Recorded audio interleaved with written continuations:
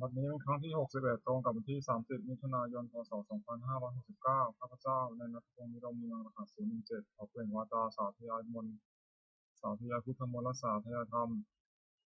ถวายเป็นพุทธบูชาธรรมบูชาสังฆบูชาและเป็นอาจาริยบูชาแด่องค์หลวงปู่ทวดและหลวงปู่ศิลาขอเทพเทวดาเจ้าทั้งหลายโปรดจงมาอนุโมทนาในการสวดสาธยายของข้าพเจ้านี้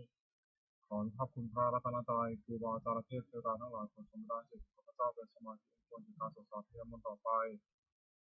อะระหังสัมมาสัมพุทโธภะคะวาพุทธังภะคะวันตังอภิวาเทมิสวากขาโตภะคะวตาธัมโมธัมมังนัมสสามิสุปฏิปันโนภะคะวะโตสาวกสังโฆสังฆังนามามิบทสวดชุมนุมเทวดาสัมมันตาจักกาวเรศวตระคัจตุเทวตาสัพพมังมุนิราชสาสนตุสักขะมุขตังสักเคกาเมจรูเปคิริสิกขาลตเตจตาลิเขวิมาเนติเตระเทจกาเมตาโรนะคหะเนเขหะวัตุหิเตเตภูมาตายิตุเทวาชละทาวิสเมยะขะกันตปานาคาติปุตตาสันติยังมุนิวาระวัฒนังสาธวเมสุนันตุ ธรรมสวนาการวายัมพันตาธรรมสวนาการวายัมพันตาธรรมสวนาการวายัมพันตาบทสวดนามกาสิกขาถานะโมตัสสะภะคะวะโตอะระหะโตสัมมาสัมพุทธัสสะนะโมตัสสะภะคะวะโตอะระหะโตสัมมาสัมพุทธัสสะนะโมตัสสะภะคะวะโตอะระหะโตสัมมาสัมพุทธัสสะบทสวดสัจจกิริยาคาถานาทิเมสรนังอัญญังพุทโธเมสรนังวรังเอเตนะสัจจวชินะสุทิมิหตุสัมปทานาทิเมสรนังอัญญังธัมโมเมสรนังวรังเอเตนะสัจจวชินะสุทิมิหตุสัมปทานาทิเมสรนังอัญญังสังฆเมสรนังวรังเอเตนะสัจจวชินะสุทิมิหตุสัมปทา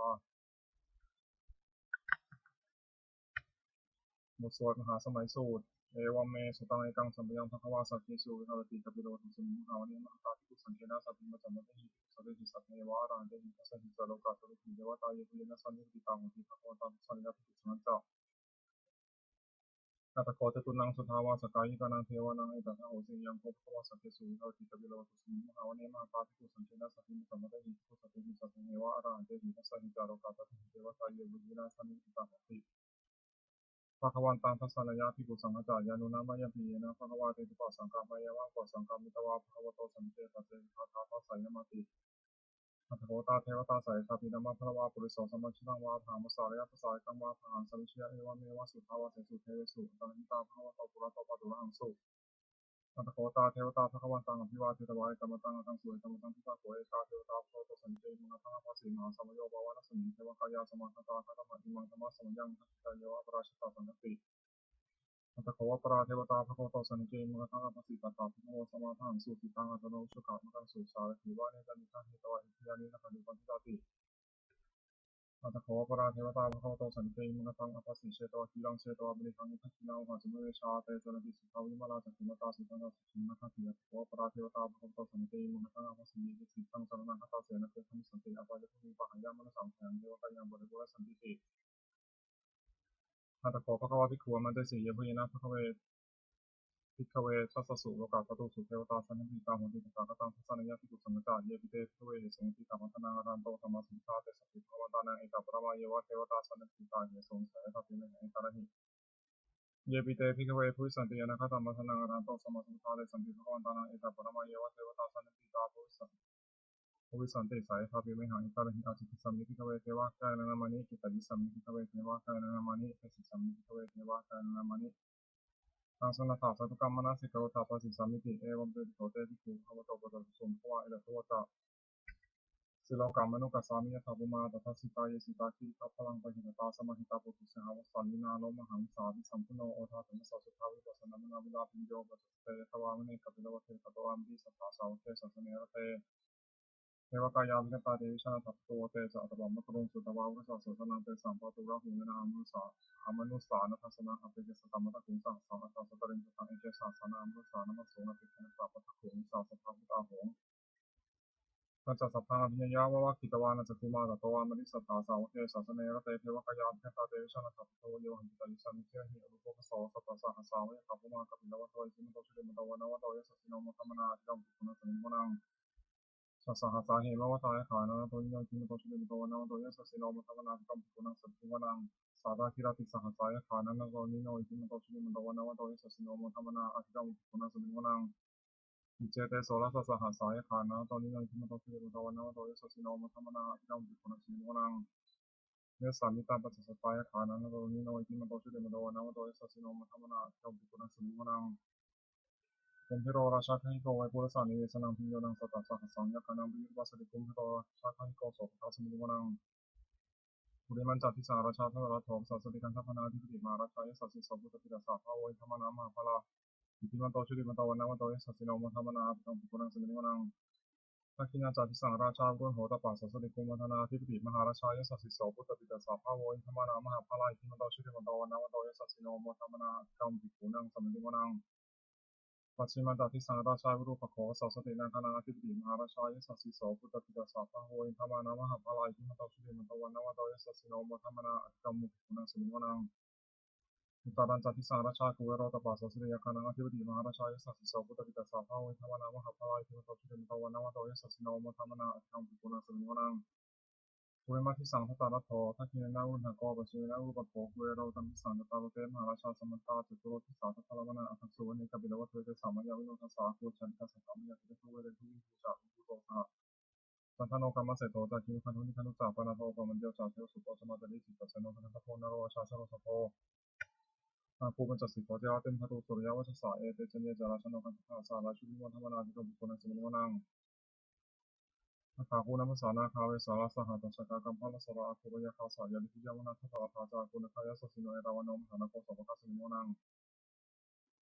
เยนาคาราเชสหัสสาหติทิทาทิชาปกีวิสุทธจักโขวิหารสาเตวนามัชปตาติตาสุปนาอิติปิสนามังอภิญญาตานาคาราชนามัสสิสุวรรณตาขีโนมคาสิโตสันติวเตหิวาวายันตานาคาสุปนาสารนามคาสุตัง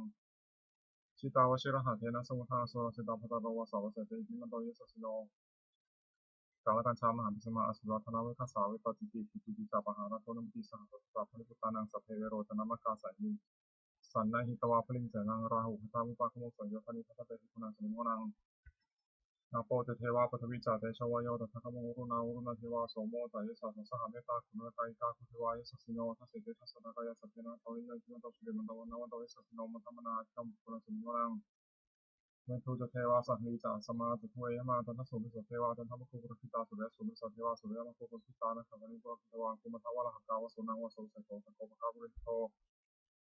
ทัสเสเตทัสสะกายสัพเพนะตวินัยมันตสุเดมันตวันนวันตวิสัสสิโนมัทธรรมนาอภิตัมปุณสมิโนนังภาคูสาวุเทวาชาลมุทิสิกขาริวะอริยกาตโรสัตตามุนาปุปานิทัสสิโนวรนาสันธรรมจาเตจาอัจจุตาจาเนชิกาสุเรยลุจิราอาคูอาคูวสาวเนสิโนทัสเสเตทัสสะกายสัพเพนะตวินัยมันตสุเดมันตวันนวันตวิสัสสิโนโมทัมมนาอภิกรรมบุคคลสมิงวลังสมานามหาสมานามนุสามนุสุตตมะกิตาบุสิกาตัวโกมโนบุสิกาถาภูหะโยเทวายจันติตาวสิโนปาราคามหาปาราคาเทวายสัสสิโนทัสเสเตทัสสะกายสัพเพนะตวิโนอิติมิโตสุเดมันตวันนวันตวิสัสสิโนโมทัมมนาอภิกรรมบุคคลสมิงวลังสุกาการุมหารุณาภูเอคานาสัสสะโอทาตะกะยหามะโมคาภูเทวาวิจักขณาสัทธามะตหะระคชามิสกาเตยสัสสิโนขณะยังอาคามุชโนยติสาตุสติทัสเสเตทัสสะกายสัพเพนะตวิโนอิติมิโตสุเดมันตวันนวันตวิสัสสิโนโมทัมมนาอภิกรรมบุคคลสมิงวลังเชมิยาตุเสตายามาตถากาจายสัสสิโนสัมมิตกาลามาเสถาตุติยมาจาสวานิมานาลติโนอาโกถาภูปรานิมิตาทัสเสเตทัสสะกายสัพเพนะตวิโนอิติมิโตสุเดมันตวันนวันตวิสัสสิโนโมทัมมนาอภิกรรมบุคคลสมิงวลังสัพเพเตเทวานิกายาสัพเพนะตวนิโนนามันวันเยนะอาการจุงเยจิเยสัตติสาสะพระอุทธัสสะเดมิคิระโอคตินามาสวังคติตาตารังนาคาจันโนสิตาติตังสุตตมาปรามะโตจักสุตาอิทิวโตสาสนังกุโรติสัตตะโสภะสมิงวนังสัสสะพระมาโลกานังมัมพระมาพิเดติวะมโนชุติมโตปิสมะกายโยสัสสิโสเทสตะเสบากุปัสสิโตวะโสวิโนเตสันตัมชะตวะคาหะเรโรปะเรวะเรโตเตตสัพเพเกเตสินเทเวสัพพะมะเกมะระเสนาธิกามิปัสสะกานะสามัคคีไอตาคณะถาปันทิวาวิธัมภะมุตุสมันตาบริวารถามาวมุติตะโกดินังอิติตถามาเสโนกันหาเสนหะเปสิปานินาตระมหาตัสสะนังตะวันเพระวังยะถาภวุสะโตมิโตทะเนยันโตสมุสุปะทะโสภะวะเตสัพพะโตโสเสปัญจสัพพังอภิญญาวะคิตวานะจุกุมาตะโตอามิสัทธาสาวะเตสัสสเนระเตมารสนาภิกตาเตชาสัพพิโตเตจาตะปัมมะกรุงสุตวาพุทธศาสนาวิตารักหิปกรรมมุสังฆมุติชิยุสัพเพวิชิตาสังฆามาวิยติตาสัสสิโนมนติสาภุเตมิสาวกาเตชะเนสุตติบทสวดบูชาหลวงปู่ทวดนะโมโพธิสัตว์อะคาเดมียะอิติภควานะโมโพธิสัตว์อะคาเดมียะอิติภควานะโมโพธิสัตว์อะคาเดมียะอิติภควานวากว่าฉบับประชาชนสมเด็จพระมหาสมณเจ้ากรมพระยาวชิรยานวโรรสธรรมวิภาคคู่กับคือหมวดสองทำมีอุปการามาสองอย่างสติความเร็วด้านสองสัมปชัญญะความรู้ตัว ทำเป็นโลกบาลคือคุ้มครองโลกสองอย่างหนึ่งคือความละอายแก่ใจสองแต่ความเป็นกวาทำมันทำให้งามสองอย่างหนึ่งคติความอดทนสองสรตะความเสงี่ยมบุคคลหาระยะสองอย่างหนึ่งอุปการีบุคคลผู้ทำอุปการะก่อนสองกตัญญูกตเวทีบุคคลผู้รู้อุปการะที่ทำแล้วตอบแทนปีกาคือหมวดสามรัตนะสามอย่างพระพุทธหนึ่งพระธรรมหนึ่งพระสงฆ์หนึ่งท่านผู้สอนให้ประชาชนประพฤติชอบด้วยกายวาจาใจตามพระธรรมวินัยที่ท่านเรียกว่าพระพุทธศาสนาชื่อพระพุทธเจ้าสองพระธรรมวินัยที่เป็นคำสั่งสอนของท่านชื่อพระธรรมสา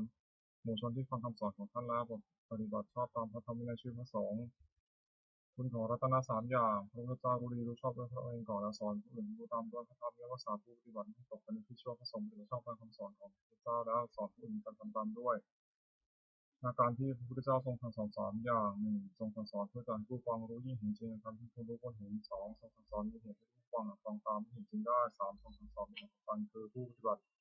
ผู้ปฏิบัติตามย่อมได้ประโยชน์โดยสมควรแก่ความปฏิบัติโอวาทของพระพุทธเจ้าสามอย่างหนึ่งเนื่องจากทุจริตคือประพฤติชั่วด้วยกายวาจาใจสองประกอบสุจริตคือประพฤติชอบด้วยกายวาจาใจสามทำใจของตนให้หมดจดจากเรื่องสมองใจนิโรธผลเป็นต้นทุจริตสามอย่างหนึ่งประพฤติชั่วด้วยกายและกายทุจริตสองประพฤติชั่วด้วยวาจาและวจีทุจริตสามประพฤติชั่วด้วยใจและมโนทุจริตกายทุจริตสามอย่างฆ่าสัตว์หนึ่งละช่อหนึ่งประพฤติผิดในกามหนึ่งวจีทุจริตสี่อย่างพูดเท็จหนึ่งพูดส่อเสียดหนึ่งพูดคำหยาบหนึ่งพูดเพ้อเจ้อหนึ่งมโนทุจริตสามอย่างโลภในของเขาหนึ่งปฏิบัติปองร้ายเขาหนึ่งเป็นกิจจากกองทำหนึ่งทุจริตสามอย่างนี้เป็นกิจที่ควรทำบุตรสี่สุจริตสามอย่างหนึ่งประพฤติชอบด้วยกายและกายสุจริตสามประพฤติชอบด้วยวาจาและวจีสุจริตสามประพฤติชอบด้วยใจและมโนสุจริตกายสุจริตสามอย่างเว้นจากฆ่าสัตว์หนึ่งเว้นจากละช่อหนึ่งเว้นจากประพฤติผิดในกามหนึ่งวจีสุจริตสี่อย่างเว้นจากพูดเท็จหนึ่งเว้นจากพูดส่อเสียดหนึ่งเว้นจากพูดคำหยาบหนึ่งเว้นจากพูดเพ้อเจ้อหนึ่งมโนสุจริตสามอย่างไม่โลภอยากได้ของเขาหนึ่งไม่ปฏิบัติปองร้ายเขาหนึ่งชอบตามกองทำหนึ่งสุจริตสามอย่างนี้เป็นกิจควรทำควรประพฤติอกุศลมูลสามอย่างร่างของอกุศลด้วยอกุศลมูลมีสามอย่างคือโลภะอย่างที่หนึ่งโทสะที่ประทุษร้ายคนหนึ่งโมหะหลงไม่รู้จริงหนึ่งเมื่ออกุศลมูลเหล่านี้โลภะโทสะโมหะก็มีแล้วอกุศลอื่นที่มันเกิดขึ้นก็เกิดขึ้นที่เกิดแล้วก็จะได้มากขึ้นเห็นนั้นก็ละเสียกุศลมูลสามอย่างร่างของกุศลด้วยกุศลมูลมีสามอย่างคืออโลภะไม่อย่างที่หนึ่งอโทสะที่ประทุษร้ายคนหนึ่งอโมหะไม่หลงหนึ่งถ้ากุศลมูลเหล่านี้อโลภะโทสะโมหะก็มีแล้วกุศลอื่นที่มันเกิดขึ้นก็เกิดขึ้นที่เกิดแล้วก็จะได้มากขึ้นเห็นนั้นคนให้เกิดในสันดานสัพเพสัพพัญญัติข้อที่สัตตบุรุษตั้งไว้สามอย่างหนึ่งทานสละสิ่งของตนเพื่อเป็นประโยชน์แก่ผู้อื่นสองธรรมชาติถือบทมีบาลีจากบุคคลกันสามมาตาปิตุอุปทานปฏิบัติมารดาบิดาของตนให้สุขอัปปนากาปฏิบัติตาคือปฏิบัติไม่ผิดสามอย่างหนึ่งคือสังวรสำรวมอินทรีย์ของคือตาของจมูกลิ้นกายใจไม่ให้มีวิญญาณในเวลาเห็นรูปฟังเสียงดนตรีลิ้นวัตถุต้องพุทธภารู้ธรรมรมด้วยใจสองโภชเนมตัญญารู้จักประมาณในการกินอาหารแต่สมควรไม่มากไม่น้อยสามชาตินิโรธประกอบความเพียรที่จะทำใจให้หมดจดไม่เห็นแก่นอนมากนักบุญกิริยาวัตถุสามอย่างสิ่งเป็นที่ตั้งแห่งการบำเพ็ญบุญได้บุญกิริยาวัตถุโดยย่อมมีสามอย่างหนึ่งอนามัยมุสลิมการบริจาคทานสองศีลอนามัยมุสลิมด้วยการรักษาศีลสามภาวนาไมมุสลิมด้วยการเจริญภาวนาสามวัญลักษณะสามอย่างลักษณะที่เสมอกันแก่สังขารทั้งปวงในสามวัญลักษณะไตรลักษณ์ก็เรียกเป็นสามอย่างหนึ่งอนิจจตาความเขาไม่เที่ยงสองทุกขตาความทุกข์สามอนัตตาความเขาไม่ใช่ตนจตุกาคือโมสี่วิธีคือทำเป็นเครื่องเจริญสี่อย่างหนึ่งสัพพุสังเสวะพบท่านผู้ประพฤติชอบด้วยกายวาจาใจที่เรียกว่าสัตตบุรุษสองสัตตมสวนาความทำทั้งสองของท่านโดยเคารพสามยนิสงส์วรรณสิการสี่ตองให้รู้จักสิ่งดีหรือชั่วโดยวันที่ชอบสี่ธรรมานุธรรมะปฏิปติพฤติธรรมสมควรแก่ธรรมที่ได้ตองเห็นแล้วสักสี่หนึ่งปฏิรูปาเทศาวาสาอยู่ในประเทศอันสมควรสองสัพพุริสุปัสยะครบสัตตบุรุษสามอันตสัมมาบุญที่ตั้งตนไม่ชอบสี่บุพเพกตับเมตตาความมีผู้ได้ทำความดีในบางก่อนทำสี่อย่างนี้ถูกต้องแล้วนำสู่ความเจริญอคติสี่หนึ่งลำเอียงเพราะรักใคร่การเล่นฉันทะคติสองลำเอียงเพราะไม่ชอบการเล่นโทสะคติสามลำเอียงเพราะเขาเรียกโมหะคติสี่ลำเอียงกลัวและพยาคติสี่ประการนี้ไม่ควรประพฤติอันตรายของภิกษุสามเณรผู้บวชใหม่สี่อย่างหนึ่งอดทนต่อคำสอนไม่ได้คือเบื่อต่อคำสั่งสอนที่เกียจทำตามสองเป็นคนถึงแก่ปากแก่ท้องทำตามอย่างไม่ได้สามพักในกรรมกุลพยานและสุขยิ่งขึ้นไปสี่รักผู้หญิงภิกษุสามเณรผู้หวังความเจริญแก่ตนควรระวังอย่าให้อันตรายสี่อย่างนี้มีได้ประทานคือความเพียรสี่อย่างหนึ่งสังวรประทานที่ระวังไม่ให้บาปเกิดขึ้นในสันดานสองปหานประทานที่ละบาปที่เกิดขึ้นแล้วสามภาวนาประทานที่ให้กุศลเกิดขึ้นในสันดานสี่อนุรักษณาประทานที่รักษากุศลที่เกิดขึ้นแล้วไม่เสื่อมความเพียรสี่อย่างนี้เป็นความดีชอบผลประกอบไม่มีในตนอธิษฐานธรรมคือธรรมที่ควรตั้งไว้ในใจสี่อย่างหนึ่งปัญญารบรู้สิ่งที่ควรรู้สองสัจจะความจริงใจคือว่าสิ่งใดก็ให้ได้จริงสามสังฆสละสี่ที่เป็นข้าศึกแก่ความจริงใจสี่ปัสสมะสงบใจจากสิ่งที่ข้าศึกแก่ความสงบอธิบายคือคุณเครื่องให้สำเร็จความประสงค์สี่อย่างหนึ่งฉันทะพอใจรักใคร่ในสิ่งนั้นสองวิริยะที่ประกอบสิ่งนั้นสามติดตามใจขอบใจในสิ่งนั้นไม่วางทุรักสี่วิมังสามันติดจองพิจารณาเหตุผลในสิ่งนั้น มันสี่อย่างนี้มีบริบูรณ์แล้วใช้นำบุคคลถึงสิ่งต้องประสงค์ซึ่งเหนือวิสัยควรทำความไม่ประมาทในที่สี่สถานหนึ่งในการร่างกายทุจริตทุกายสุจริตสองในการวจีทุจริตทุติสุจริตสามในการมโนทุจริตทุมโนสุจริตสี่ในการละความเห็นผิดทำความเห็นให้ถูกอย่างหนึ่งระวังใจไม่ให้กำหนัดในอารมณ์เป็นที่ตั้งแห่งความกำหนัดสองระวังใจไม่ให้ขัดเคืองในอารมณ์เป็นที่ตั้งแห่งความขัดเคืองสามระวังใจไม่ให้หลงในอารมณ์เป็นที่ตั้งแห่งความหลงสี่ระวังใจไม่ให้มัวเมาในอารมณ์เป็นที่ตั้งแห่งความมัวเมาปาริสุทธิศีลสี่หนึ่งปฏิโมกขสังวรสำรวมในพระปฏิโมกข์เป็นข้อที่พระเจ้าห้ามทำตามข้อที่พระองค์อนุญาตสองอินทรียสังวรสำรวมสี่คือตามเป็นตัวแต่ใจไม่ดีมีร้านในวาระรู้ความเสื่อมจริงธรรมะธรรมรู้ธรรมะลมด้วยใจสามชีวปริสุทธิเลี้ยงชีวิตธรรมชอบไม่หลอกลวงเขาเลี้ยงชีวิตสี่ปัจจัยปัจจัยขณะพิจารณาเสร็จก่อนจึงลดพวกปัจจัยสี่คือจีวรมีธบาตเสนาสนะไม่ใช่สัตว์ไม่บริโภคไม่ตัณหาอารักขกรรมฐานสี่หนึ่งพุทธานุสติเป็นถึงคุณพระพุทธเจ้าที่มีในพระองค์และทรงพระคุณแก่ผู้อื่นสองเมตตาแผ่ในเป็นจิตแต่ในเป็นจิตคิดจะสัตว์คิดจะให้สัตว์ทั้งปวงมีสุขข้อหน้าสามมัทุภาพิจารณาร่างกายตนและผู้อื่นให้เห็นเป็นไม่งามสี่มรณสตินึกถึงความตายอันจะมีแก่ตนกรรมฐานสี่อย่างนี้ควรเจริญเป็นนิจพรหมวิหารสี่มีเมตตาความรักใคร่ปรารถนาจะให้สุขสองกรุณาความสงสารที่จะช่วยคนทุกข์สามเมตตาความพอดีเมื่อผู้อื่นได้ดีสี่เกิดขาความมองเฉยไม่ดีใจไม่เสียใจเมื่อผู้อื่นมีความวิบัติสี่อย่างนี้เป็นเครื่องอยู่ที่ใหญ่สติปัฏฐานสี่หนึ่งกายานุปัสสนาสองเวทนานุปัสสนาสามจิตานุปัสสนาสี่ธรรมานุปัสสนาสติกำหนดพิจารณากายเป็นอารมณ์ว่ากายนี้สักว่ากายไม่ใช่สัตว์บุคคลตัวตนเราเขาเรียกกายานุปัสสนาสติกำหนดพิจารณาเวทนาคือสุขทุกข์ก็ไม่ทุกข์ไม่สุขเป็นอารมณ์ว่าเวทนานี้ก็สักว่าเวทนาไม่ใช่สัตว์บุคคลตัวตนเราเขาเรียกเวทนานุปัสสนาสติกำหนดพิจารณาใจที่เศร้าหมองหรือของแท้เป็นอารมณ์ว่าใจนี้สักว่าใจไม่ใช่สัตว์บุคคลตัวตนเราเขาเรียกจิตานุปัสสนาสติกำหนดพิจารณาธรรมที่เป็นกุศลหรือกุศลที่เกิดกับใจเป็นอารมณ์ว่าธรรมนี้ก็สักว่าธรรมไม่ใช่สัตว์บุคคลตัวตนเราเขาเรียกธรรมนุปัสสนา ธาตุกรรมฐานสี่ธาตุสี่คือธาตุดินเรียกว่าธาตุธาตุน้ำเรียกอาโปธาตุธาตุไฟเรียกเตโชธาตุธาตุลมเรียกวายธาตุธาตุนั้นใดมีสารแข็งแข็งธาตุนั้นเป็นปฐวีธาตุปฐวีธาตุนั้นที่เป็นภายในคือผมขนเล็บฟันหนังเนื้อกระดูกเยื่อในกระดูกม้ามหัวใจตับคือไตปอดไส้ใหญ่ไส้น้อยหันใหม่หันเก่าธาตุนั้นมีลักษณะอุปาธาตุนั้นเป็นอาโปธาตุอาโปธาตุนั้นที่เป็นภายในคือดีเสลดหนองเลือดเหนียวก้นน้ำตาปริมาณน้ำลายน้ำมูกขันข้อมูดธาตุนั้นมีลักษณะร้อนธาตุนั้นเป็นเตโชธาตุเตโชธาตุนั้นที่ภายในคือไฟที่มีการควบคุมไฟที่มีการสุดโทรมไฟที่มีการให้กระวนกระวายไฟที่เผาผลาญย่อยธาตุใดไม่สลับพัดไปพัดมาธาตุนั้นมีวายโยธาตุวายโยธาตุนั้นที่เป็นภายในคือลมพัดขึ้นลมบนลมทะลุลมต่ำลมในท้องลมในไส้ลมในลำตัวลมหายใจความกำหนดพิจารณากายนี้ว่าให้เห็นว่าเป็นเพียงธาตุสี่คือดินน้ำไฟลมประชุมอยู่ไม่ใช่เราไม่ใช่ของเราเรียกว่าธาตุกรรมฐานอริยสัจสี่หนึ่งทุกสองสมุทัยคือเห็นทุกเกิดสามนี่ก็ความดับทุกสี่มรรคคือข้อปฏิบัติถึงความดับทุกความไม่สบายกายไม่สบายใจได้ชื่อว่าทุกข์ของฉันไม่ยาก ปัญหาคือความทะยานอยากและชื่อว่าสมุทัยเพราะเป็นเหตุทุกข์เกิดปัญหานั้นมีประเภทเป็นสามคือปัญหาความอยากในอารมณ์ที่น่ารักใคร่เรียกว่ากรรมตัณหาอย่างหนึ่งปัญหาความอยากเป็นโนมินีเรียกว่าภวตัณหาอย่างหนึ่งปัญหาความอยากไม่เป็นโนมินีเรียกว่าวิภวตัณหาอย่างหนึ่งความดับปัญหาในสิ้นเชิงทุกข์โดยหมดชื่อว่านิโรธเพราะความดับทุกข์ปัญญาเห็นชอบว่าสิ่งนี้ทุกสิ่งนี้เห็นทุกเกิดสิ่งนี้ถึงความดับทุกข์ที่ชื่อว่ามรรคเพราะเป็นข้อปฏิบัติถึงความดับทุกข์มรรคนั้นมีองค์แปดประการคือปัญญาเห็นชอบหนึ่งดำริชอบหนึ่งเจริญชอบหนึ่งทำการงานชอบหนึ่งชื่อชอบหนึ่งทำความเป็นชอบหนึ่งตั้งสติชอบหนึ่งตั้งใจชอบหนึ่ง ปัญจกะคือหมวดห้านันตริกรรมห้าหนึ่งมาตุฆาตฆ่ามารดาสองฆ่าฆ่าบิดาสามมหาฆาตฆ่าพระอรหันต์สี่โลหิตอุบาททำร้ายพระพุทธเจ้าเป็นยังพระโลหิตเอาขึ้นไปห้าสังฆเพศยังสอนแต่จากการกรรมห้าอย่างนี้ทั้งเป็นบาปอันหนักที่สุดห้ามสวรรค์ห้ามนิพพานตั้งอยู่ในศาสตราชีพของผู้ถือพระพุทธศาสนาห้ามไม่ข้ามดิกาวิหารปัจเจกห้าหนึ่งคนพิจารณาทุกวันว่ามีความแก่เป็นธรรมดาไม่ลงที่แก่ไปได้สองคนพิจารณาทุกวันว่าเรามีความเจ็บเป็นธรรมดาไม่ลงที่ความเจ็บไปได้สามคนพิจารณาทุกวันว่าเรามีความตายเป็นธรรมดาไม่ลงที่ความตายได้สี่คนพิจารณาทุกวันว่าเราจะต้องพัฒนาของรักของชาติเป็นสิ้นห้าคนพิจารณาทุกวันว่า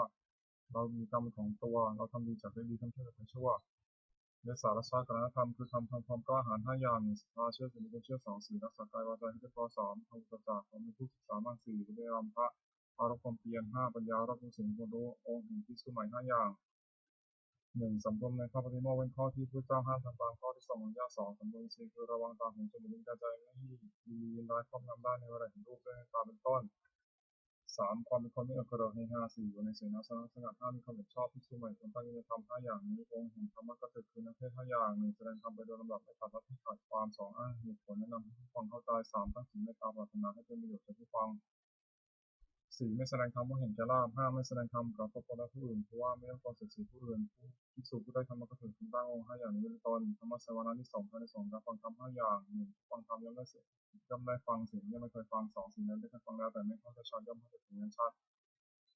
3. บรรเทาความสงสัยเสียได้ 4. ทำความเห็นถูกต้องได้ 5. จิตของผู้ฟังย่อมผ่องใส พละคือธรรมมีกำลัง 5 อย่าง 1. ศรัทธาความเชื่อ 2. วิริยะความเพียร 3. สติความระลึกได้ 4. สมาธิความตั้งใจมั่น 5. ปัญญาความรอบรู้ อินทรีย์ 5. ข้อแรกข้อวิญญาณในของตนนิวรณ์ 5. ทำอันกั้นจิตไม่ให้มันรู้ความดีเรียกว่านิวรณ์มี 5 อย่าง 1. พอใจรักใคร่ในอารมณ์ที่ชอบใจมีรูปเป็นต้นเรียกกามฉันทะ 2. ปองร้ายผู้อื่นเรียกพยาบาท 3. ความที่4หัวเคลิ้มในมิทะ 4. ฟุ้งซ่านและรำคาญเรียกอุทธัจจะ กุกุจจะ 5. ลังเลไม่ตรงลงได้เรียกวิจิกิจฉา ขันธ์ 5. ใครจับตัวนี้ไม่หนอกเป็น5 กองได้ขันธ์ 5. 1. รูป 2. เวทนา 3. สัญญา 4. สังขาร 5. วิญญาณ 4. คือดินน้ำไฟลมประชุมกันเป็นกายนี้เรียกว่ารูปความรู้สึกอารมณ์ว่าเป็นสุขคือสบายกายสบายใจหรือเป็นทุกข์คือไม่สบายกายไม่สบายใจเฉยๆคือไม่ทุกข์ไม่สุขเรียกว่าเวทนาความจำได้เรียนรู้คือจำรูปสิ่งที่เราโผฏฐัพพะอารมณ์ที่เกิดกับใจได้เรียกว่าสัญญาเจตสิกธรรมคืออารมณ์ที่เกิดกับใจส่วนที่เรียกกุศลส่วนชั่วเรียกกุศลส่วนกลางๆไม่มีชั่วเรียกอภิญญาคือเรียกว่าสังขารความรู้อารมณ์ในเวลาเมื่อรูปมากระทบตาเป็นต้นเรียกว่าวิญญาณขันธ์ 5นี้ย่อมเรียกว่านามรูปเวทนาสัญญาสังขารวิญญาณรวมเข้าเป็นนามรูปคงเป็นรูปสังกัดคือมัน6เราว่า6อย่างความเมื่อเพื่อในพุทธเจ้า1ในพระธรรม1ในพระสงฆ์1ในความศึกษา1ในความไม่ประมาท1ในปฏิสัมพันธ์คือต้องรับอาศัย1ที่สุดของธรรมเราว่า6ประการนี้สาระนี้ทำ6อย่างทำเป็นที่ตั้งแห่งความให้เลิกถึงเรียกสาระนี้ทำ6อย่างคือ1เข้าไปตั้งกายกรรมประกอบด้วยเมตตาในพื้นที่สุดสำเร็จทั้งนั้นและหลังคือช่วยถึงปฏิภะของพื้นกันด้วยการมีความพิสุทธิ์เป็นต้นและถึงเมตตา2ด้วยนวัตกรรมประกอบด้วยเมตตาในพื้นที่สุดสำเร็จทั้งนั้นและหลังคือช่วยถึงปฏิภะด้วยการเรียกว่าจาเช่นกล่าวประสงค์ต้นและถึงเมตตา3. เขาไปตั้งมโนกรรมประกอบด้วยเมตตาในพื้นที่สุดสำเนียงทั้งตอนหน้าและหลังที่จะสิ่งที่ประโยชน์แก่เพื่อนการ4แบ่งปันลาภที่ตนได้มาแล้วโดยชอบทำให้แก่เพื่อนที่สุดสำเนียงไม่ห่วงมาบริโภคจำพาะผู้เดียว5รักษาศีลบริสุทธิ์เสมอกันกับเพื่อนที่สุดสำเนียงอื่นๆไม่ทำตัวนี้ที่น่าเกลียดของผู้อื่น6มีความเห็นร่วมกันกับที่สุดสำเนียงอื่นๆไม่ว่ากับใครๆเพราะมีความเห็นการทำอย่างนี้ทำผู้ประพฤติให้เป็นที่รักที่เคารพของผู้อื่นเป็นไปเพื่อความสงเคราะห์กันและกันเป็นไปเพื่อความไม่วิวาทกันและกันเป็นไปเพื่อความพร้อมเพรียงและหนึ่งเดียวกันอายตนะภายใน6ตาหูจมูกลิ้นกายใจมีสี่6ก็เรียกอายตนะภายนอก6รูปสิ่งที่เราพุทธภาคืออารมณ์ที่มาถูกต้องกายทำคืออารมณ์ที่เป็นปัจจัยอารมณ์6ก็เรียกวิญญาณ6อาศัยรูปกระทบตาเกิดความทุกข์เรียกจักรวิญญาณอาศัยเสียงกระทบหูเกิดความทุกข์เรียกโสตวิญญาณอาศัยกลิ่นกระทบจมูกเกิดความทุกข์เรียกฆานวิญญาณอาศัยรสกระทบลิ้นเกิดความทุกข์เรียกชิวหวิญญาณอาศัยโผฏฐัพพะกระทบกายเกิดความทุกข์นิกายวิญญาณอาศัยความเกิดกับใจเกิดความทุกข์เรียกมโนวิญญาณสัมผัส6อายตนะภายในมีตาเป็นต้นอายตนะภายนอกมีรูปเป็นต้นวิญญาณมีจักรวิญญาณเป็นต้นกระทบกันได้สัมผัสมีชื่อตามอายตนะภายในเป็น6คือจักขุสัมผัสโสตสัมผัสฆานสัมผัสชิวหสัมผัสกายสัมผัสมโนสัมผัสเวทนา6สัมผัสนั้นเป็นปัจจัยให้เกิดเวทนาสุขบ้างทุกบ้างไม่ทุกข์ไม่สุขบ้างมีชื่อตามอายตนะภายในเป็น6คือจักขุสัมผัสสัญชาเวทนาปากสัมผัสสัญชาเวทนาฆานสัมผัสสัญชาเวทนาชิวหสัมผัสสัญชาเวทนากายสัมผัสสัญชาเวทนามโนสัมผัสสัญชาเวทนาธาตุ6 1ปฐวีธาตุธาตุดิน2อาโมธาตุธาตุน้ำ3เป็นโชติธาตุธาตุไฟ4วายธาตุธาตุลมธาตุอากาศธาตุที่ช่องว่างมีกาย6วิญญาณธาตุคือความรู้อะไรได้สัจจกัดมี7อุปาทิฐานนี้ทำ7อย่างทำให้เป็นที่ตั้งแห่งความเสื่อมเป็นความเจริญต่อนี้ชื่อว่าอปาริฐานนี้ทำเป็น7อย่างคือ1มันประชุมกันนิด2เลิกประชุมก็พร้อมพิงประชุมเมื่อเลิกประชุมก็พร้อมพิงกันเลิกและพร้อมพิงช่วยกันผิด2จะต้องทำ3ไม่ประหยัดสิ่งพูดจาไม่ประหยัดขึ้นไม่ต่อสิ่งรวมเสมอแล้วสมาทานศึกษาในสิ่งทั้งหมดตามที่พระองค์ทรงบัญญัติไว้4ภิกษุเราได้เป็นผู้ใหญ่เป็นประธานในสงฆ์เขาก็นับถือภิกษุเหล่านั้นเชื่อฟังทั้งของท่าน5ไม่ร่วมหน้าเกี่ยวกับอย่างที่เกิดขึ้น6ยินดีในเสนาสนะป่า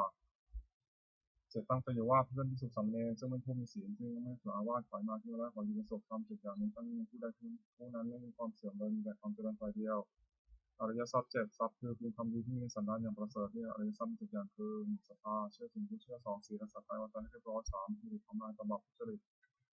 4โอตปาสะดุ้งตัวตบะ5พระอุตตะความเป็นคนชนิดนี้ความมากคือสัมทรงธรรมและรู้สึกฝ่ายพยามาก6การท้าสละให้ประสิทธิ์ของคนอยู่คนในความเจริญยาวเราผู้สิ่งที่เป็นประโยชน์นั้นก็เป็นประโยชน์สัพพุริสธรรม7อย่างธรรมของสัตบุรุษเรียกสัพพุริสธรรม7อย่างธรรมยุตาความรู้จักเหตุใช้รู้จักว่าสิ่งนี้ไม่มีสุขสิ่งนี้ไม่มีทุกข์2อัตถัญญุตาความรู้จักผลใช้รู้จักว่าสุขเป็นผลเหนือนี้ทุกข์เป็นผลเหนือนี้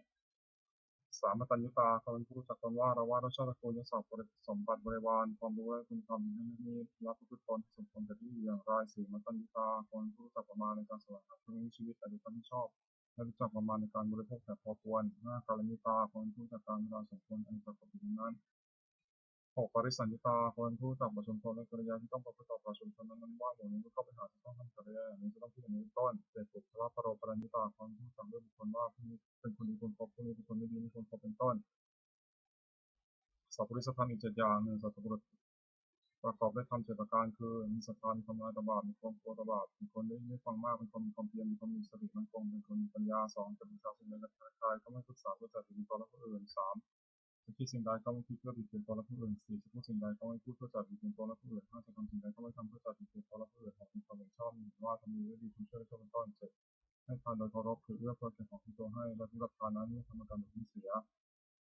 โอชง 7. 1. สติความเลิศได้ 2. ธรรมะวิจยะความต่อ 2. ธรรม 3. วิริยะความเพียร 4. ปิติความอิ่มใจ 5. ปัสสัทธิความสงบใจและอารมณ์ 6. สมาธิความตั้งใจมั่น 7. อุเบกขาความวางเฉยเรียกตามที่ว่าสติธรรมโมชงไปโดยลำดับจนถึงอุเบกขาสมโมชงประกาศถึงหมวด 8 โลกธรรม 8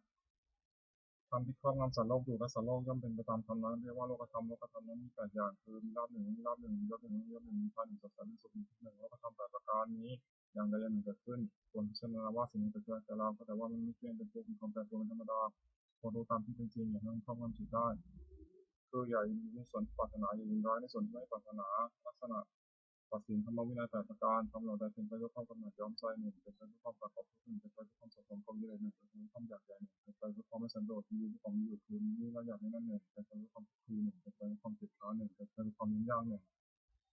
คำเหล่านี้พึงรู้ว่าไม่ใช่ธรรมไม่ใช่วินัยไม่ใช่คำสั่งสอนของพระศาสดาคำเหล่าใดเป็นไปด้วยความคลายกำหนัด 1 เป็นไปด้วยความปราศจากทุกข์ 1 เป็นไปด้วยความไม่สะสมความยินดี 1 เป็นไปด้วยความอยากน้อย 1เป็นไปด้วยความสันโดษยินดีเจ้าของมีอยู่ 1 เป็นไปด้วยความสงัดจากโม 1 เป็นไปเพื่อความเพียร 1 เป็นไปด้วยความง่าย 1 คำเหล่านี้พึงรู้ว่าเป็นธรรมวินัยเป็นคำสอนของพระศาสดามรรคมีองค์ 8 1 สัมมาทิฏฐิปัญญาเห็นชอบคือเห็นอริยสัจ 4 2 สัมมาสังกัปปะดำริชอบคือดำริออกจากกาม 1 ดำริในอันไม่ปฏิบัติ 1 ดำริในอันไม่เบียดเบียน 1 3 สัมมาวาจาเจริญชอบคือเว้นจากวจีทุจริต 4 4 สัมมากัมมันตะการงานชอบคือเว้นจากกายทุจริต 3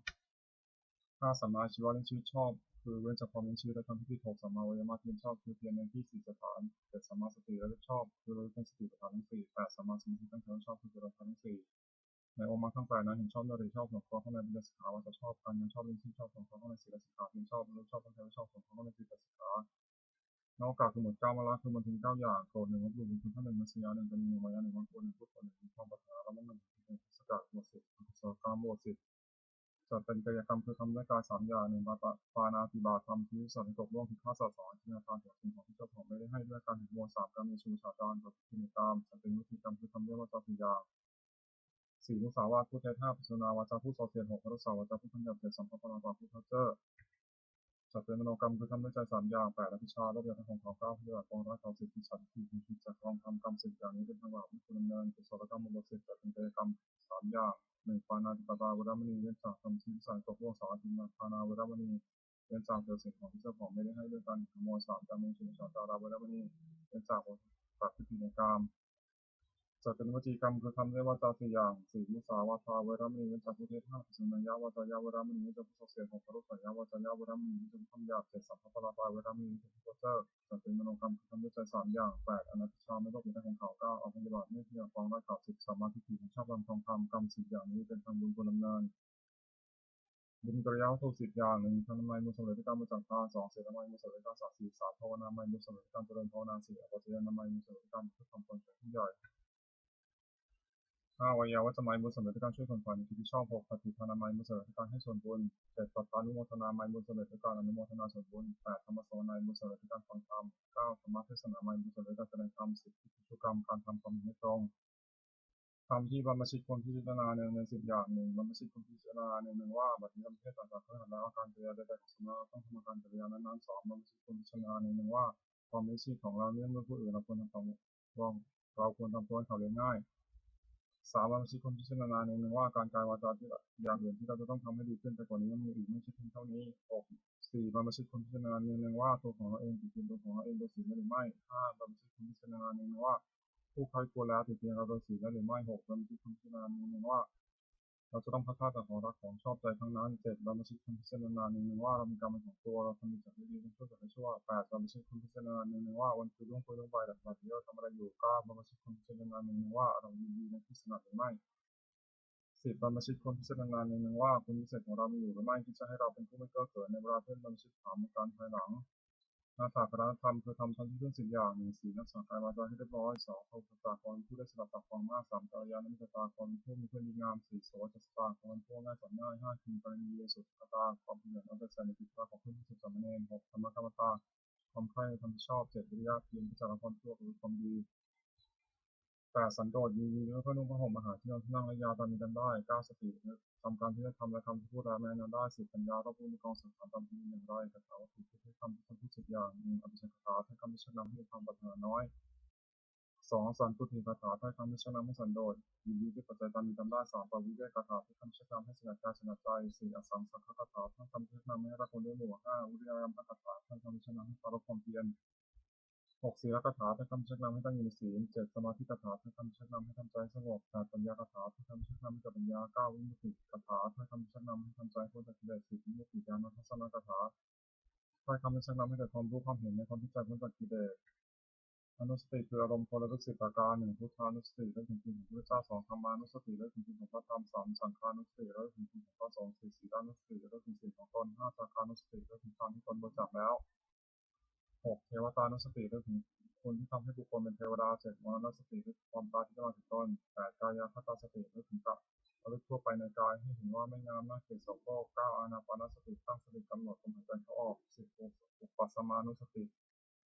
เราลึกถึงคุณพระนิพพานซึ่งเป็นที่ระงับกิเลสและกองทุกข์ปกิณกะคือหมดจากกิเลสอุปกิเลสคือโทษเพื่อสมอง16อย่าง1อวิชชาวิสมาโลภะละโมบไม่สม่ำเสมอคือเพ่งเล็ง2โทสะราคะ3โกรธ5โกรธ4วานาหะกดไว้5มัคคะลบหลู่คุณท่าน6ปราศาสตร์ที่เสมอคือยกตัวเทียมท่าน7อิสาได้สยามคือเห็นเขาได้ดีคุณดูไม่ได้8มัชยะตานิ9มายามันยังคือเจ้าได้10สัพพยาโอ11สัมภะหัวเรื่อง12สารัมภะคือ23มนาติคือ14อภิมานาติ55มัคคะไม่มอบ16อมตะเลิศโพธิปักขิยธรรม31ประการสติปัฏฐาน4สัมมาปัฏฐาน4อิทธิบาท4อินทรีย์5พละ5โพชฌงค์7ธรรมที่องค์8ที่เป็นปัจจุกะทำกิเลสคือกรรมเครื่องสมอง4อย่าง1ปาณาติบาตทำชิดสัตว์2อธินาทานเสือสิ่งของที่เจ้าของไม่ได้ให้ด้วยการแห่งประวัติศาสตร์ทำในชุมสาการต่อพิธีกรรมศีลมุสาวาทอุเทศทำ4อย่างนี้นะความไม่สันสันเลยอบายมุขคือเหตุเครื่องชิบหาย4อย่าง1ความเป็นนักเลง2ความเป็นนักเลงสุรา3ความเป็นนักเลงเล่นการพนัน4ความเป็นโชคเป็นมิตรโทษ4ประการนี้ควรประกอบทิฏฐิธรรมิกาถาประโยชน์คือประโยชน์ในปัจจุบัน4อย่าง1ฐานะสมถะ1ความไม่ความหมายในการประกอบกิจเครื่องชีวิตก็ดีในการศึกษาเราเรียนก็ดีในการทำธุระหน้าที่ของตนก็ดี2อรักขาสัมปทาน1ความไม่รักษาทุกทรัพย์ที่แสวงหามาได้ด้วยความหมั่นไม่ให้เป็นอันตรายก็ดีรักษาการงานของตัวไม่ให้เสื่อมเสียไปก็ดี3กัลยาณมิตรตาความมีเพื่อนเป็นคนดีไม่คบคนชั่ว4สมาชีวิตาความเลี้ยงชีวิตแล้วก็ความเลี้ยงชีวิตตามสมควรแก่กำลังทรัพย์ที่หาได้ไม่ให้ฝืดเคืองนักไม่ให้ฟูมฟายนักสัมปรายุตประโยชน์คือประโยชน์ในภายหน้า4อย่าง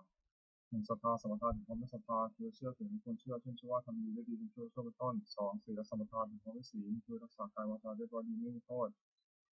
3จาคะสมถะถึงความไม่บริจาคทานเป็นการเฉลี่ยสุขที่แก่ผู้อื่น4ปัญญาสมถะถึงความได้ปัญญารู้จักบาปบุญคุณโทษประโยชน์ไม่ใช่ประโยชน์เป็นต้นมิตรปฏิรูปคือคนที่มี4จำพวก1คนตกรอบ2คนเดือดผู้3คนหัวประจบ4คนทุกคนในทางที่หายคน4จำพวกนี้ไม่ใช่มิตรเป็นคนเทียมมิตรไม่ควรคบ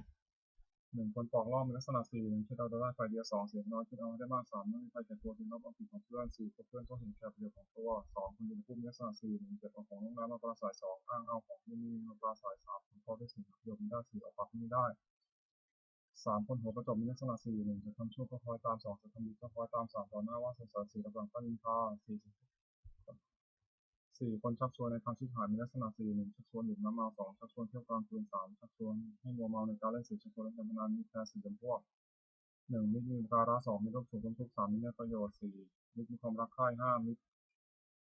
มี4จำพวกนี้เป็นมิตรแท้ควรครบ1มิตรมีอุปการะมีลักษณะ4 1ป้องกันเพื่อนผู้ประมาทแล้ว2ป้องกันทรัพย์สมบัติของเพื่อนผู้ประมาทแล้ว3ไม่มีใครเป็นที่มักได้4เมื่อมีธุระช่วยออกซ้อมให้เกิดก่อนที่ออกปาก2มีโรคสุขร่วมทุกข์มีลักษณะ4ขยายความรักของตนแก่เพื่อน2ติดความรักของเพื่อนไม่แข่งทาย3ไม่ละทิ้งในยามวิบัติ4แม้ชีวิตต่างสละแทนได้3มีแม่ประโยชน์มีลักษณะ4 5ไม่ได้ทำความชั่ว2แนะนำให้ตั้งอยู่ในความดี3ให้ฟังสิ่งที่ไม่เคยฟัง4บอกทางสอนให้4มีความรักใคร่มีลักษณะ4 1ทุกข์ด้วย2สุขด้วย3เข้าถึงคนอื่นที่ติดเตียงเพื่อน4รับรองคนที่พูดสรรเสริญเพื่อนสังฆาวัตถุ4อย่าง1ทานให้ความเสี่ยงของคนแต่ผู้อื่นไม่ควรให้ความ2ปิยวาจาเจรจาวาจาที่อ่อนหวาน3อัตตจริยาพุทธสิ่งที่เป็นประโยชน์แก่ผู้อื่น4สมานตตาความเป็นคนมีตนเสมอไม่ถือตัวคุณทั้ง4อย่างนี้ที่ยึดเหนี่ยวใจของผู้อื่นไม่ได้สุขของพระ4อย่าง1สุขเกิดแต่ความมีทรัพย์2สุขเกิดแต่การจ่ายทรัพย์บริโภค3สุขเกิดแต่ความไม่ต้องมีหนี้4สุขเกิดแต่การประกอบการงานที่ปราศจากโทษความปรารถนาของบุคคลในโลกที่สมหมายด้วยยาก4อย่างขอสมบัติจงเกิดมีแก่เรากับจงเกิดมีแก่เราโดยทางที่ชอบ2ขอยศจงเกิดมีแก่เรากับญาติพวกพ้อง3ขอเราจงรักษาอายุยืนนาน4เมื่อสิ้นชีพแล้วขอเราจงบังเกิดในสวรรค์ความเป็นเหตุให้สมัยมีอยู่4อย่าง1ศรัทธาสมถะ1ความไม่ศรัทธา2ศีลสมถะ1ความไม่ศีล3จาคะสมถะ1ความไม่ประจักษ์ตา4ปัญญาสมถะ1ความไม่ปัญญา ตระกูลนั้นมั่งคั่งจะตั้งอยู่นานไม่ได้เพราะสถานสี่ไม่แสวงหาวัสดุที่หายแล้วสองไม่บูรณะพระสดุที่ทำค่าสามไม่รู้จักประมาณในการบริโภคสมบัติสี่ตั้งสตรีหรือบุรุษผู้ศีลให้เป็นแม่เรือนพ่อเรือนผู้หวังจะดำรงตระกูลควรละเว้นสถานสี่ประการนี้เสียคำของคารวะสี่มีสัจจะสัตย์ซื่อแก่การสองธรรมะรู้จักความสิทธิของตนสามขันติอดทนสิทธิะสละให้ปันสิทธิของตนอย่าคนทุกคนให้ปันปัญจกะประโยชน์เกิดแต่การถือพกทรัพย์ห้าอย่างแสวงหาพกทรัพย์ได้ในครั้งชอบแล้วหนึ่งในตัวมารดาบิดาบุตรภรรยาต่อไปให้เป็นสุขสองเลี้ยงเพื่อนฝูงให้เป็นสุขสามบำบัดอันตรายที่เกิดในเหตุต่างๆสี่ที่ห้าอย่างคือประกาศยาติพีสงเคราะห์ญาติขอไข่อภิธิพีต้อนรับแขกขอควายบุพเพเตพีทำบุญที่ผู้ตายมังโมรัชพีถวายเป็นหลวงมีเกษตรกรเป็นต้นประจานเทวตาพีทำบุญที่เทวดาห้าบริจาคทานหนึ่งสมณพราหมณ์ผู้ประพฤติชอบสี่ห้าหนึ่งปานาติปาตาเวรมณีเนื่องจากทำชีวิตสัตว์ให้ตกล่วงไปสองอธินาทานาเวรมณีเนื่องจากเธอใส่ของเจ้าของไม่ได้ให้ด้วยการขโมยสามกาเมสุชาจาราเวรมณีเนื่องจากโอภิในการสี่มุสาวาทาเวรมณีเนื่องจากประเภทห้าสุดาเมรยะไม่ชอบประมาทฐานาเวรมณีเนื่องจากดื่มน้ำเมาคือสุราและเมรัยเป็นที่ตั้งความประมาทศีลห้าประการศีลห้าประการนี้เพื่อหันตัวสาเป็นนิมิจฉาวานิชาคือการค้าขายไม่ชอบทำห้าอย่างหนึ่งค้าขายเครื่องประหารสองค้าขายโลดสามค้าขายจัดเป็นสำหรับค้าเพื่อเป็นอาหารสี่ค้าขายน้ำเมาห้าค้าขายยาพิษการค้าขายห้าอย่างนี้เป็นข้อห้ามอุบาสกให้ประกอบสมบัติของอุบาสกห้าประการหนึ่งประกอบด้วยศรัทธาสองมีศีลบริสุทธิ์สามไม่ถือมงคลตื่นข่าวคือชื่อกรรมไม่ใช่มงคลสี่ไม่แสวงหาเกียรติบุญนอกพุทธศาสนาห้าบำเพ็ญบุญในพุทธศาสนาอุบาสกคุณตั้งอยู่ในสมบัติห้าประการและเว้นจากวิบัติห้าประการซึ่งวิปริตจากสมบัตินั้นจากกาที่หกหนึ่งปุรทินที่ที่เบื้องหน้ามารดาบิดาสองทินที่เบื้องขวาอาจารย์สามปัจฉิมที่เบื้องหลังภรรยาบุตรภรรยาสี่อุตตรที่เบื้องซ้ายเมตห้าเหตุทินที่เบื้องต่ำบ่าหกหนึ่งประเด็นที่เบื้องบนสมณพราหมณ์หนึ่งปุรทินที่เบื้องหน้ามารดาบิดาบุตรภูมิรงและสถานห้าหนึ่งท่านได้เรียกมาแล้วท่านตอบสองทันทีท่านสามดำรงสกุลสี่เพื่อตนให้คนคนรับทรัพย์มรดกห้าเมื่อท่านเรียกมาประอาตมีท่านมารดาบิดาได้รับบำรุงชนีราย่อมนุเคราะห์บุตรสถานห้าหนึ่งห้าไม่ทำความชั่วสองให้ตั้งอยู่ในความดีสามให้ศึกษาศิลปวิทยาสี่ทำวิทยาที่สมควรให้ห้ามอบทรัพย์ให้ในสมัยสองทักษิณที่ต้องขวาอาจารย์สิบคือบำรุงด้วยสถานห้าหนึ่งด้วยขึ้นยืนรับสองด้วยยืนด้วยเข้าไปยืนขอรับชายสามด้วยเชื่อฟังสี่อุปถากห้าด้วยเรียนศิลปวิทยาโดยเคารพอาจารย์ได้รับบำรุงชนีราย่อมนุเคราะห์สิทธิสถานห้าหนึ่งแนะนำดีสองให้เรียนดีสามบอกศิลปะให้สิ้นเชิงไม่ผิดตามทางสี่ยกย่องให้ปรากฏในเพื่อนฝูงห้าทำความต้องการในทั้งหลายคือจะไปที่ท่านไหนก็ไม่ยากสามปัจฉิมทิศที่ต้องหาภรรยาสามีพึงบำรุงด้วยสถานห้าหนึ่งด้วยยกย่องนับถือว่าเป็นภรรยาสองด้วยไม่ดูหมิ่นสามด้วยไม่เป็นร่วมใจสี่นั้นมอบความเป็นใหญ่ให้ห้าด้วยให้เครื่องแต่งตัวภรรยาได้รับบำรุงชนีราย่อมนุเคราะห์สามีด้วยสถานห้าหนึ่งจัดการงานที่สองสงเคราะห์คนทั้งหนึ่งของผัวที่สามไม่เพิ่มเรื่องใจผัวสี่รักษาทรัพย์ที่หัวไม่ได้ไว้ห้ามขยันไม่ติดการกิจการทั้งปวงสี่อุตรทิศที่ต้องซ้ายมีกุลบุตรพึงบำรุงด้วยสถานห้าหนึ่งด้วยให้ปานสองด้วยเจรจาต้องทำพระราสามด้วยประโยชน์สี่ด้วยความเป็นผู้มีตนเสมอห้าด้วยไม่แกล้งกล่าวให้พลาดจากความเป็นจริงนี้ได้รับบำรุงชนีได้ย่อมนุเคราะห์กุลบุตรด้วยสถานห้าหนึ่งรักษามีผู้ประมาทแล้วสองรักษาทรัพย์ของมีผู้ประมาทแล้วสามไม่มีใครเอาผู้ประมาทเอาเป็นที่พึ่งพำนักได้สี่ไม่ได้ที่มีวิบัติห้านับถือปลอดโมของมิตรห้าเหตุเพียงพิษที่ต้องตามบ่าวนายพึงบำรุงด้วยสถานห้าหนึ่งด้วยจัดการงานให้ทำตามสมควรแก่กำลังสองด้วยให้อาหารและรางวัลสามด้วยรักษาพยาบาลในวันสุดท้ายสี่ด้วยแจกของด้วยแต่ประหลาดให้กินห้าด้วยปล่อยในสมัยบ่าวได้รับบำรุงชนีแล้วย่อมรู้ข้อนายด้วยสถานห้าหนึ่งลุกขึ้นทำการงานก่อนนายสองแล้วการงานหลังนายสามถือแต่ของที่นายให้สี่ทำการงานที่ดีขึ้นห้านำผลของนายไปสรรเสริญในที่นั้น